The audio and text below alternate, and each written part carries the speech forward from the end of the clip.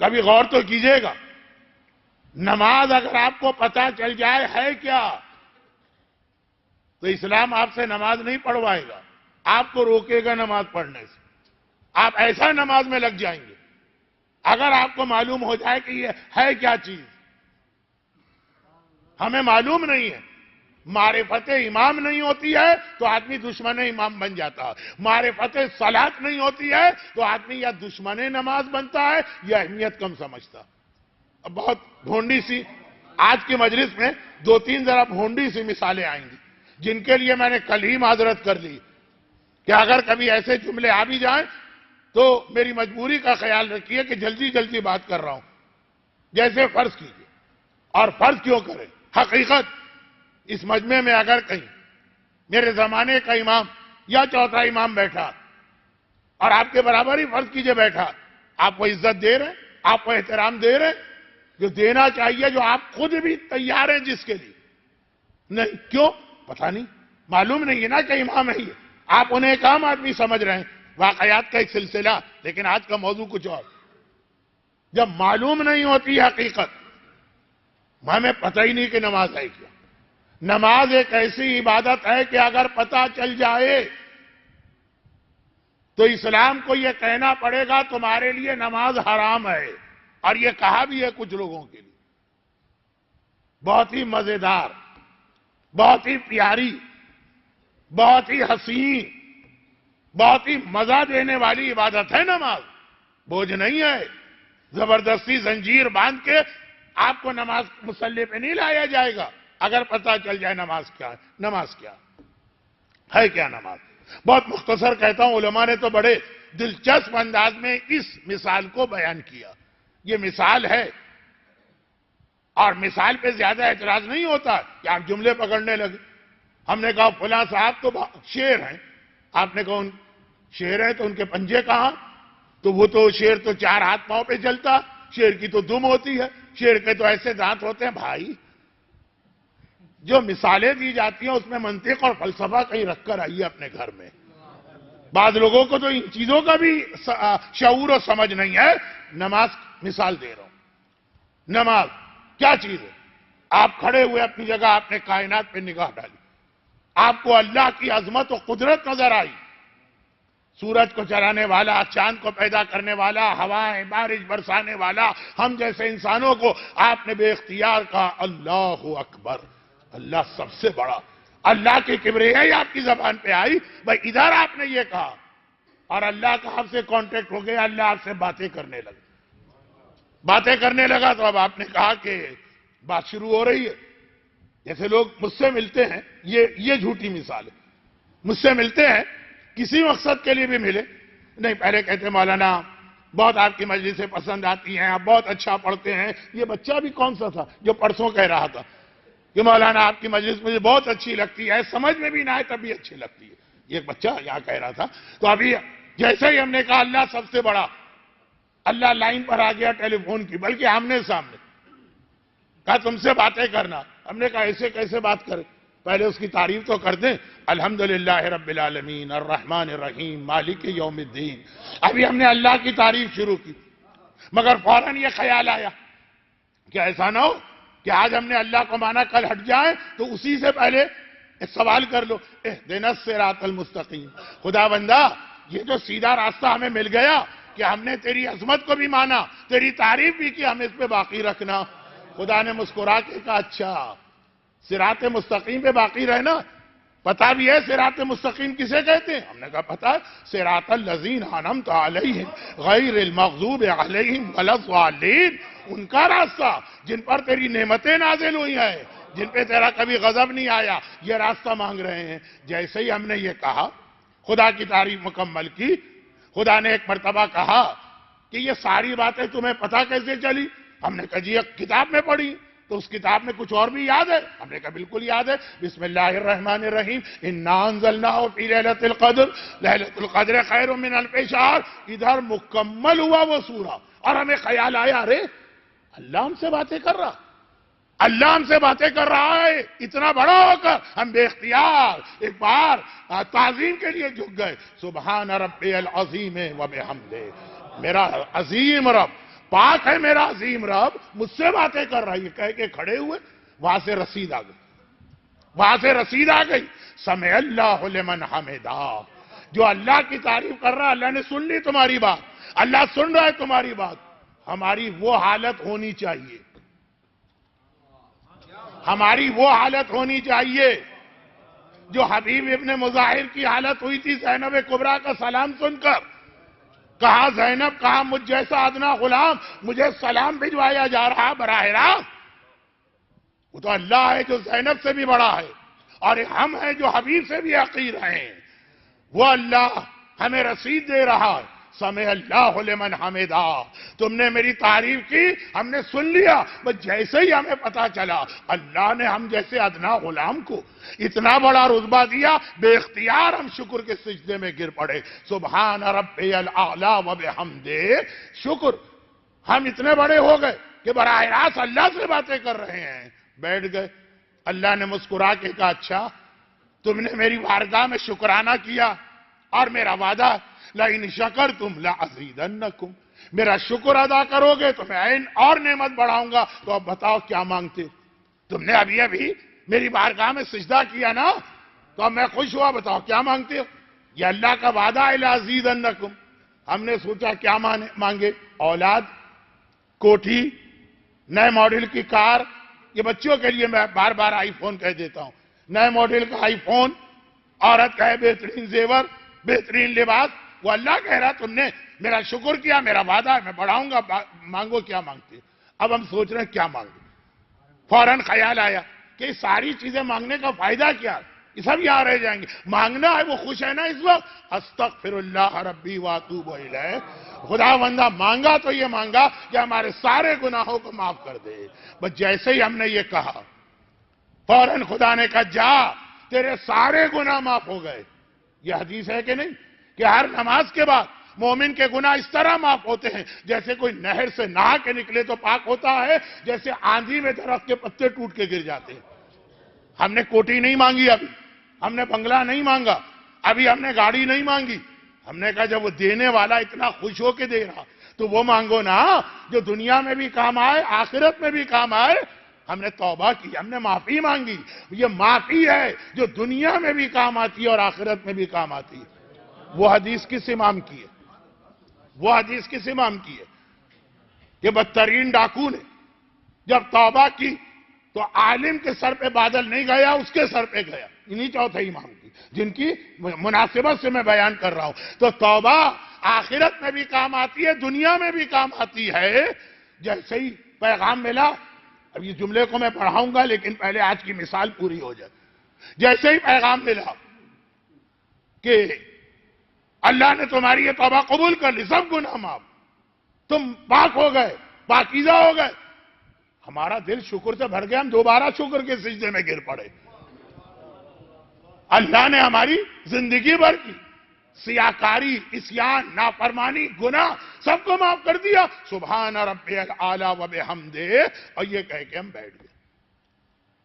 اب کسی چیز میں اگر آپ کو بہت مزہ آ جائے، بیٹھ گئے نا، بہت مزہ آ جائے، آپ کیا کہتے ہیں؟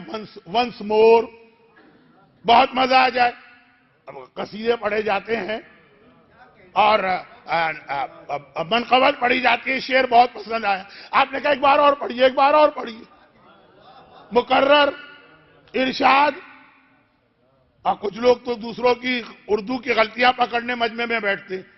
ایک صاحب نے کہا دوبارہ مقرر پڑھیے، پکڑ لیا ان کو، دونوں کا ایک مطلب ہے، یا دوبارہ کہو یا مقرر کہو، ارے خیر وہ جو بھی ہے، اب جو چیز بہت پسند آ جائے نا، مزہ آ جائے، مزہ، دل چاہتا ہے کہ ایک بار اور سنے کی بات نہیں۔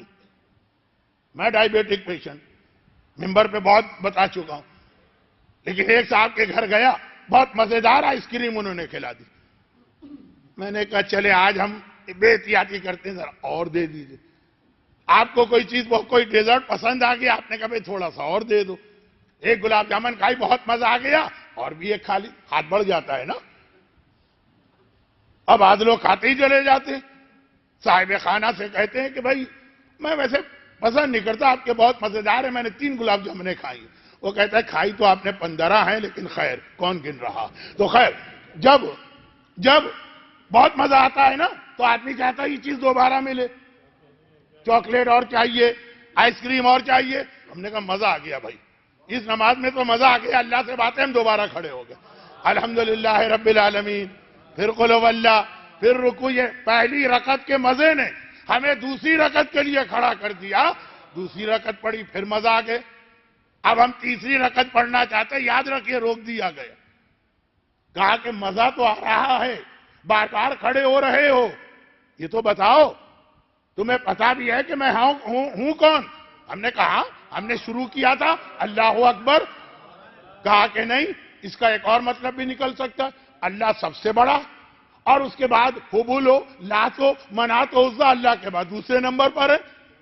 تو اللہ اکبر میں یہ تو نہیں ہے نا کہ تم دوسروں کو نہیں مانتے ہو، پتا بھی ہے کہ میں کون ہوں. ہم نے کہا نہیں، خدا پتا ہے. اشہد ان لا الہ الا اللہ وحدہ لا شریک لہ، ہم تیری معرفت رکھتے ہیں، اس اللہ کو مانتے ہیں جس کا کوئی شریک ہی نہیں ہے، وحدہ ہے. کہا اچھا، اتنا تو میں معلوم ہے میرے بارے میں، آسان تو نہیں اللہ کی معرفت، یہ پتا کیسے چلا؟ ہم نے کہا ایک آدمی نے آ کے سکھایا. کون؟ اشہد ان محمدن عبدہ ورسولہ. اس نے آ کے ہماری معرفت کرائی. خدا نے کہا بس بہت ہو گئی بات، ختم کرو گفتگو. جب گفتگو ختم ہوتی ہے تب بھی سلام کر کے رخصت ہوتے. السلام علیکہ والسلام علینا والسلام علیکم کہنا روک دیا اللہ نے. اب ہم دیکھیں عجیب منزل پہ پھنس گئے. بھئی 2 رکعتیں پڑھی، اس کے بعد روک دیا اللہ نے. تو مزہ آ رہا ہے نا ہم کو. ہم کتنی پڑھیں گے؟ 3 نہیں پڑھیں گے، ہم 300 پڑھیں گے، ہم 500 پڑھیں گے. مزہ ہے نا بھئی. پیٹ میں تو آدمی کہہ دیتا، کھاتے کھاتے پیٹ بھر گیا اور دل چاہ رہا ہے، ادھر کیا کریں، نیت سیر نہیں ہوئی، پیٹ بھر گیا، پھٹ رہا ہے پیٹ. عبادت میں ایسا نہیں ہے. 500 تو 2 کے بعد روک دیا. کون اللہ کی یہ عبادت کی؟ کس سے بات کی ہے؟ اصل جملہ اللہ نہیں، اصل وحدہ لا شریک. کس نے بتائی میری یہ معرفت؟ وہ بتائے. اچھا چلو اب جاؤ، اور بھی کام تمہیں دنیا کے کرنا. میرے ساتھ بھی ہوتا، لوگ آ کے بیٹھ گئے، بہت دیر بیٹھے رہے. میں نے کہا بھائی بہت وقت ہو گیا، اب آپ جائیے، آپ کا جاب ہے، آپ کا کاروبار ہے، آپ کی بیوی ہے، آپ کے بچے ہیں، جائیے اب آپ پھر ملیں گے. یہی کہا جاتا نا. اللہ نے بھی کہا بھائی بس ٹھیک ہے اب جاؤ، سلام کر کے رخصت ہو. لیکن اب ہم پھنس گئے. اللہ تیسری رکعت پڑھنے نہیں دے رہا دوسری ذمہ داریوں کی وجہ، نماز ختم کرنے نہیں دے رہا. ہم سلام پڑھنا چاہتے ہیں، نماز ختم میں نہیں کرنے دے رہا. ایسے نہیں، جب تک کہ پہلے یہ جو تم کو اتنا مزہ ملا نا، اس کی اجرت نہیں دو گے اس وقت تک تمہیں جانے بھی نہیں دوں گا. ہوٹل میں آپ گئے، خوب کھانا کھائے، اب آپ اٹھ کے چلنے لگے. وہ پہلے سے اس نے ویٹر کو لگایا تھا، دیکھنا یہ صاحب مجھے مشکوک لگ رہے ہیں، ایسا نہ ہو کہ آنکھ بچا کے نکل جائے، پکڑ لیا آپ کو. کہاں جا رہے؟ اتنے اچھے کھانے کھائے، مزہ آیا، کہ بہت اچھا آپ کا ہوٹل. تو پیمنٹ؟ اچھا پیمنٹ بھی کرنا ہوتا ہے. ہاں پیمنٹ کرنا ہوتا ہے، ورنہ یا تو یہاں برتن دو، یا یہاں کے بیت الخلا صاف کرو، یا جاؤ اور جا کر جیل کی ہوا کھاؤ. یہی ہے نا. اب نماز کا دل بہت چاہ رہا تھا، لیکن اللہ نے 2 کے بعد روک دیا. تو ہم نے کہا ٹھیک ہے روک دیا، پھر آئیں گے. کراچی کے بلکہ پاکستان بھر کے ٹرک کے پیچھے لکھا ہوتا ہے پھر ملیں گے، اگر خدا لایا تو پھر آئیں گے. تو اب ختم تو ہو سلام کا. نہیں، پہلے اجرت دینا. جب تک کہ اجرت نہیں دو گے نہ آگے بڑھنے دیں گے، نہ تم کو یہاں سے اٹھنے دیں گے. ہم نے کہا نہیں خدا بندہ ہم اجرت دے رہے ہیں. کہاں ہے اجرت؟ اللہم صلی علی محمد و آل محمد.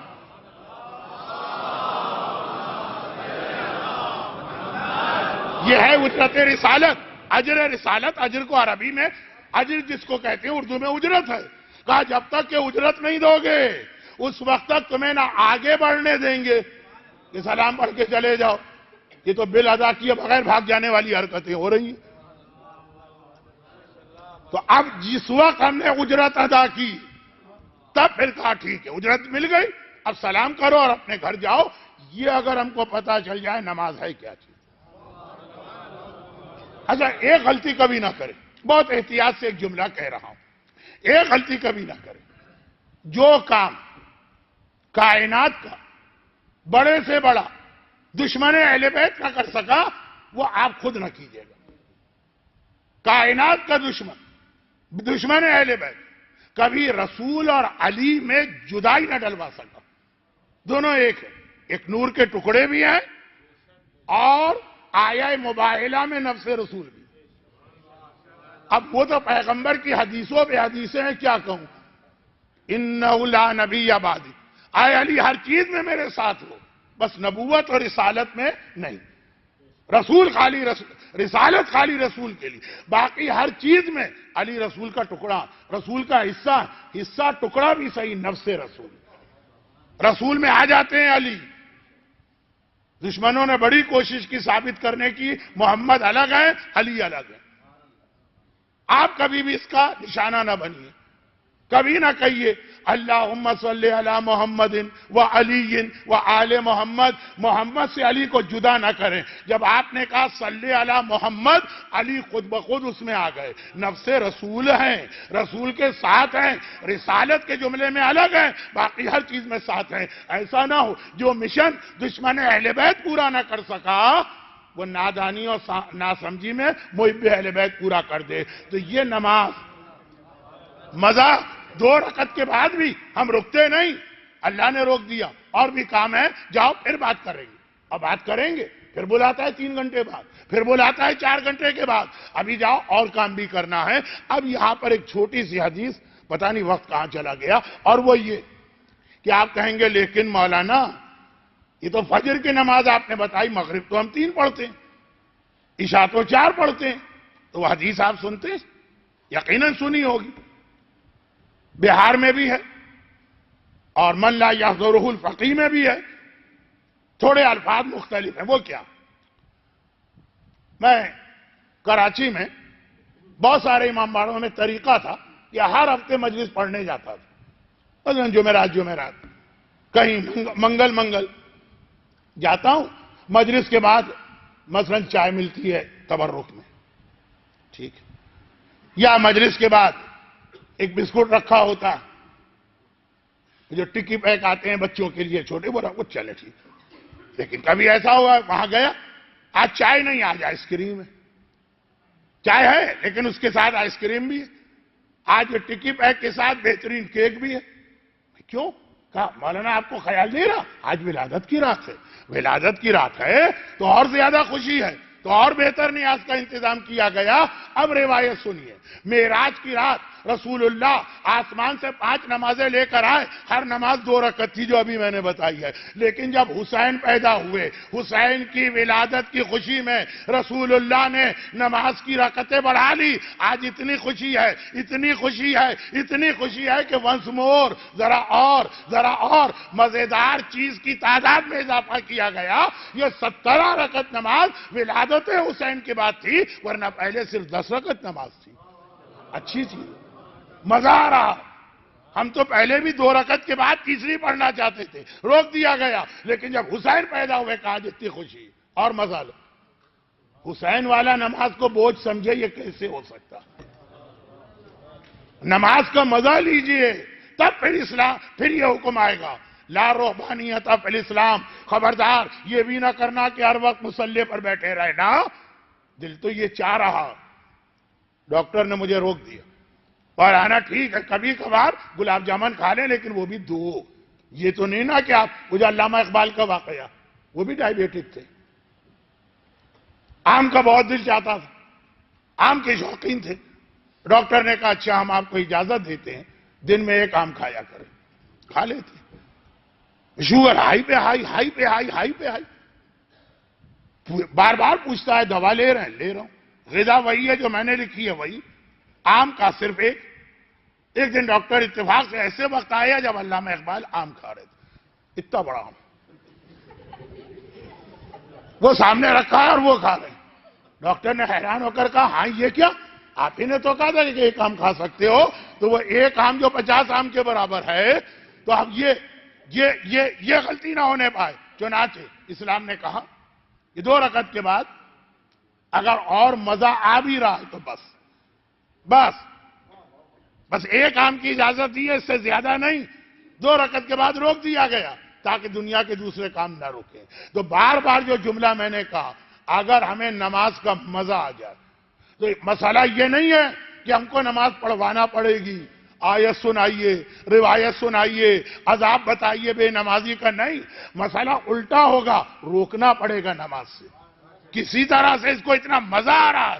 جیسے اپنی ہی مثال بڑھاؤں، شوگر کے مریض کو جب میٹھی چیزوں میں مزہ آتا ہے اس کو روکنا پڑتا، ہمیں روکنا پڑے گا. یہی وجہ ہے کہ جب مزہ آ گیا نماز کا تو گھر میں آگ لگ جائے تو پتہ ہی نہیں چلے گا آگ لگ گئی.